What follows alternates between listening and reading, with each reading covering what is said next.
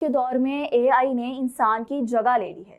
जो काम घंटों लगाकर इंसान अपने हाथ से और अपने दिमाग से सोचकर किया करता था, अब एआई यानी आर्टिफिशियल इंटेलिजेंस 5 सेकंड में वो काम मुकम्मल कर देती है। भारत में ख़ास तौर पर मुस्लिम ख़वातीन के हवाले से बहुत से केसेस सामने आए और बहुत से मुकदमात भी दर्ज किए गए।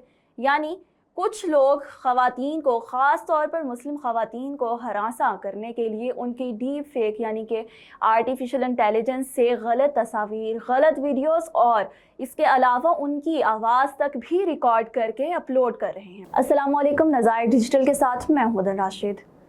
नाज़रीन, आर्टिफिशियल इंटेलिजेंस एआई ये एक इंसानी ख़तरा है या इंसान की सहूलत है?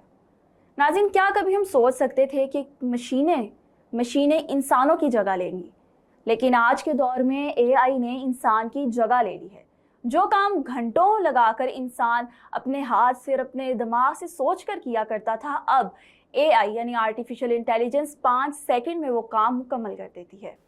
इसी तरह आर्टिफिशियल इंटेलिजेंस जो है वो तस्वीरें बना रही है, वीडियोस बना रही है, आवाज़ रिकॉर्ड कर रही है, डुप्लीकेट्स आवाज़ निकाल रही हैं और बहुत से ऐसे काम कर रही हैं जो हमें मालूम भी नहीं है।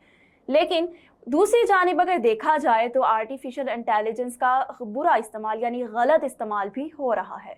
इसी तरह के बहुत से केसेस भारत में सामने आए। भारत में ख़ास तौर पर मुस्लिम ख़वातीन के हवाले से बहुत से केसेस सामने आए और बहुत से मुकदमात भी दर्ज किए गए।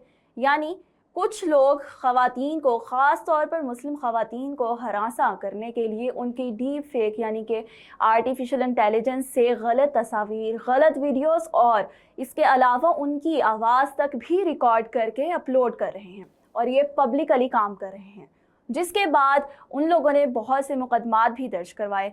लेकिन बात यह है कि हमें एक चीज़, जो हमारे पास एक सहूलत मौजूद है, उसके हवाले से हमें हर चीज़ को मद्देनज़र रखते हुए सही गलत का इस्तेमाल हमें आना चाहिए।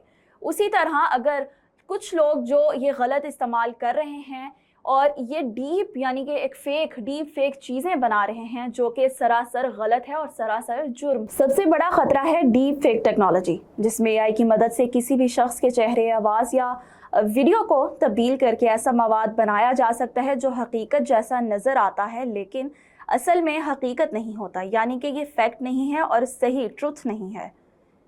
भारत में भी काफ़ी डीप फेक एआई के हवाले से कई कानूनी मामलात सामने आए।